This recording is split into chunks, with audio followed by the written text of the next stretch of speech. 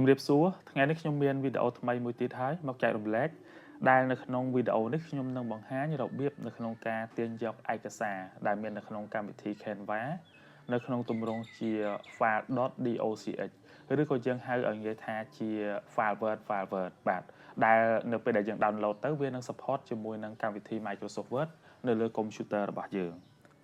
បាទអញ្ចឹងដើម្បីកុំឲ្យខាតពេលវេលាយូរយើងចូលទៅកាន់កម្មវិធី Canva ទាំងអស់គ្នាបាទអញ្ចឹងនៅពេលដែលចូលទៅកាន់កម្មវិធី Canva យើងនឹងឃើញឯកសារដែលយើងបានធ្វើកាលពីមុនបាទនៅផ្នែកខាងស្ដាំដៃហ្នឹងបាទនៅកន្លែង recent design ហ្នឹងហើយយើងអុសចុះក្រោមទៅនឹងឃើញឯកសារចាប់ពីថ្មីរហូតដល់ឯកសារចាស់ដែលយើងធ្លាប់ធ្វើពីមុនប៉ុន្តែសូមបញ្ជាក់ផងដែរថានៅក្នុងការទាញយក file Word ឬក៏ .docx ហ្នឹងនៅក្នុង Canva តែករណីដែលយើងធ្វើនៅក្នុងឯកសារ doc បាទជាប្រភេទ doc គឺ doc នឹងឯងដែលគេដាក់នៅក្នុង Canva បាទក្បែរ whiteboard ហ្នឹងបាទអញ្ចឹងនៅក្នុងនេះគឺខ្ញុំឃើញមានឯកសាររបស់ខ្ញុំហ្នឹងគឺជាសំណួរពហុជ្រើសរើសហើយសូមអធិស្ឋានផងនេះគឺជាគ្រាន់តែ demo បង្ហាញថានៅក្នុងហ្នឹងវាគឺមានឯកសារជា Word បាទមានគួយស្អឹមមានអីចឹងទៅហើយអក្សរវាមានខុសមានត្រូវដោយសារខ្ញុំប្រើប្រាស់ AI បាទដើម្បី generate វាអញ្ចឹងភាសាខ្មែររបស់យើងរៀងពិបាកបន្តិចអញ្ចឹងឧទាហរណ៍ថាឯកសារនេះគឺខ្ញុំចង់បានក្នុងទម្រង់ជា Word ព្រោះអីជាទូទៅប្រហែលជាអ្នកទាំងអស់គ្នា down បានត្រឹមតែ PNG ឬក៏ពេលខ្លះយើង down ជា PowerPoint អីចឹងទៅប៉ុន្តែយើងរកកន្លែង down កម្មវិធី Word អត់ឃើញទេអញ្ចឹងនេះគឺជាទម្រង់ឯកសារនៅក្នុងបាទ doc បញ្ជាក់ទៀតថាយើងអាច download កម្មវិធី Word បានលុះត្រាតែឯកសារហ្នឹងយើងធ្វើក្នុង doc នៅក្នុង Canva ហ្នឹងអញ្ចឹងអ្នកទាំងអស់គ្នាគ្រាន់តែចុចប៊ូតុង share នៅផ្នែកខាងស្ដាំដៃនៅខាងលើហ្នឹងបាទអញ្ចឹងនៅពេលដែលចុចមកយើងនឹងឃើញមានមុខងារជាច្រើននៅក្រោម copy link មានដូចជា save as បាទ public view link អីចឹងជាដើមទៅមានច្រើននៅក្នុងហ្នឹងហើយបើសិនយើងចង់មើលបន្ថែមយើងចុច see more បាទប៉ុន្តែឥឡូវខ្ញុំសូមអត់ចូលទៅកាន់ស៊ីជម្រៅទេដើម្បីទាញយកយើងគ្រាន់តែចុចពាក្យ save as បាទមានប៊ូតុងសញ្ញាទាញយកហ្នឹងចុចលើវាមកអញ្ចឹងវានឹងចេញផ្ទាំងថ្មីនៅក្នុងផ្ទាំងថ្មីនេះយើងនឹងឃើញមាន PDF standard A4 size ហើយនឹង download អញ្ចឹងនៅកន្លែងនេះប្រសិនបើយើងទាញយក PDF យើងមិនបាច់ចុច download ទេជាការស្រេចប៉ុន្តែបើសិនជាយើងចង់បានប្រភេទ file ខុសពី PDF យើងគ្រាន់តែចុចកន្លែងហ្នឹងមកយើងនឹងឃើញមាន docx អញ្ចឹងចុចលើ docx បាទនៅពេលដែលយើងចុចរួចរាល់ហើយបាទយើងអាចជ្រើសរើសខ្សែបាទផេកខ្សែហ្នឹងយើងជាប្រភេទបាទ A4 A3 ឬក៏ letter អីចឹងទៅប៉ុន្តែជាទូទៅ standard យើងយក A4 ហើយបន្ទាប់មកយើងគ្រាន់តែចុចពាក្យថា download ជាការស្រេចប៉ុន្តែសម្រាប់ computer តែប៉ុណ្ណឹងចប់ហើយប៉ុន្តែខ្ញុំនេះគឺកំពុងប្រើ iPad អញ្ចឹងនៅក្នុង iPad វាអត់ទាន់ save direct ចូលទៅក្នុង storage iPad របស់យើងទេវានឹង load បង្ហាញនៅជម្រើសបាទអញ្ចឹងអ្នកទាំងអស់គ្នាអាចឃើញជម្រើសមាន AirDrop បាទ AirDrop ហ្នឹងមានន័យថាបើសិនជាយើងចង់ share ពី iPad របស់យើងទៅកាន់ទូរស័ព្ទដៃឬក៏ទៅកាន់ MacBook អីផ្សេងៗដើម្បីបើកហ្នឹងយើង share direct តែម្ដងតាមឧបករណ៍ device ផ្សេងៗរបស់ Appleហើយយើងក៏អាច save នៅក្នុងកម្មវិធី Word ស្រេចប៉ុន្តែកន្លែងកម្មវិធី Word ហ្នឹងគឺ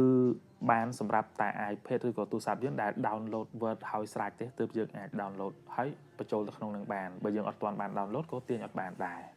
បាទហើយនៅក្នុងនេះមាន email មាន Telegram មានអីជាច្រើនទៀតប៉ុន្តែនៅក្នុងថ្ងៃនេះខ្ញុំសូមជម្រើស Telegram មូលហេតុអីប្រសិនបើយើង download នៅក្នុង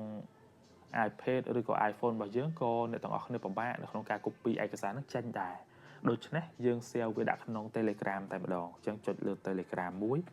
អញ្ចឹងនៅពេលដែលចុចវានឹង load បន្តមកទៀតមាន save មាន theme ដែលយើងធ្លាប់ឆាតថ្មីហ្នឹងកុំឲ្យប៉ះពាល់ទៅដល់ក្រុមផ្សេងខ្ញុំសូមចុចនៅកន្លែង save message បាទហើយយើងចុចពាក្យថា send អញ្ចឹងអាស្រ័យទៅលើអ៊ីនធឺណិតរបស់យើងបើវាយឺតវាអាចសុំទោសបើវា slow វាអាចចេញមកយឺតអីចឹងទៅបាទឥឡូវខ្ញុំចិត្តរួចរាល់ហើយបាទអញ្ចឹងយើងបាន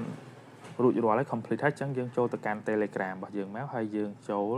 ទៅកាន់ save message អញ្ចឹងនៅពេលដែលយើងចូលទៅកាន់ save message យើងនឹងឃើញឯកសារជា Word របស់យើងមានកន្ទុយ .docx នឹងឯងហើយយើងអាចប្រើប្រាស់បានហើយយើងចង់ forward ឬក៏បើកនៅក្នុង computer ក៏យើងអាចប្រើប្រាស់បានយើងចង់ share ទៅកាន់អ្នកដទៃក៏បានដែរអញ្ចឹងខ្ញុំចុច save មកសុំទោសចុចបើកអញ្ចឹងចុចបើកនេះយើងកំពុងតែអានវានៅលើ Telegram ហើយបើសិនជាអ្នកទាំងអស់គ្នាចង់បើកក្នុងកម្មវិធី Word អី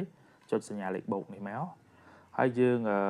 ចុចសញ្ញាព្រួញមួយទៀតសុំទោសមិនមែនលេខបូកសញ្ញាព្រួញទៅលើហ្នឹងហើយយើងទៅរកកម្មវិធីដែល support ជាមួយវាមក ចឹងយើងអាចបើកក្នុងទម្រង់ជាកម្មវិធី Word Excel PowerPoint អីចឹងអាស្រ័យទៅលើយើងបាទចឹងសូមម្ដងទៀតខ្លាចអ្នកទាំងអស់គ្នាអត់ទាន់ចឹងនៅពេលដែលខ្ញុំកំពុងតែបើកនេះគឺបើកនៅក្នុង Telegram កំពុងតែអាននេះមិនទាន់ចូលជាកម្មវិធី Word ទេហើយបើសិនជាយើងចង់បើកវានៅក្នុង Word ស្រាប់លុះត្រាតែក្នុង iPad របស់យើងឬក៏ទូរស័ព្ទរបស់យើងមានកម្មវិធី Word នឹងដែរចឹងយើងចុចសញ្ញាព្រួញទៅលើនេះបន្ទាប់មកទៀតយើងនឹងឃើញមានក្រុម Telegram តែយើងអត់ប្រើយើងចុចអាសញ្ញាព្រួញទៅលើនឹងទៀតមានថាសញ្ញាចែករំលែកកន្លែងហ្នឹងចុចវាមួយទៀតហើយបន្ទាប់មកយើងអាចអូសនៅខាងលើហ្នឹងមកបើសិនជាយើងមាន Word ទើបតែប្រើប្រាស់ថ្មីៗវាលោតនៅហ្នឹងហើយតែខ្ញុំអត់ដែលប្រើនៅលើ iPad ហ្នឹងអញ្ចឹងចុចកន្លែងពាក្យថា More ហើយយើងទៅរក Microsoft Word ដែលយើងមានមកឬក៏យើងចង់បើកនៅក្នុង Doc ក៏បានដែរ Doc ហ្នឹងគឺជាកម្មវិធី Word ដូចគ្នាដែលអាច download ចេញមកប្រភេទ file .docx គឺជារបស់ Google បាទអញ្ចឹងខ្ញុំសូមចុចលើ Word បាទអញ្ចឹងនៅពេលដែលយើងចុចទៅនេះវាចេញមកហើយនេះប៉ុន្តែនៅកន្លែងនេះមូលហេតុអីបានជាវាលោតឲ្យញ៉ៃញ៉ៃអញ្ចឹងគឺដោយសារតែនៅក្នុងfont iPad ហ្នឹងវាអត់មាន font ដែលខ្ញុំកំណត់នៅក្នុង Canva ដល់ពេលអញ្ចឹងវាលោតឲ្យញ៉ៃញ៉ៃអញ្ចឹងហើយប៉ុន្តែបើសិនបើអ្នកទាំងអស់គ្នា download ហើយទាញយកនៅក្នុង computer គឺអត់មានបញ្ហាអីទេបាទអញ្ចឹងនៅកន្លែងហ្នឹងវាបញ្ហាដោយសារតែកម្មវិធី Word របស់យើងហ្នឹងវាអត់ support ជាមួយ font ដែលមាននៅក្នុង Canva ហើយជាទូទៅ font ដែលនៅក្នុង Canva របស់ខ្ញុំហ្នឹងគឺខ្ញុំដាក់ចេញពី font computer ស្រេចហើយអញ្ចឹងនៅពេលដែលយើង down ទៅអត់មានបញ្ហាប៉ុន្តែនេះខ្ញុំគ្រាន់តែបង្ហាញគំរូហើយបើសិនបើអ្នកទាំងអស់គ្នាកំពុងតែប្រើtemplate របស់ Huawei អាហ្នឹងគឺបើកចេញធម្មតាទេបាទវាអត់មានបញ្ហាអីទេបាទវីដេអូរបស់ខ្ញុំសូមបញ្ចប់តែត្រឹមប៉ុណ្្នេះសូមអរគុណច្រើនជម្រាបលា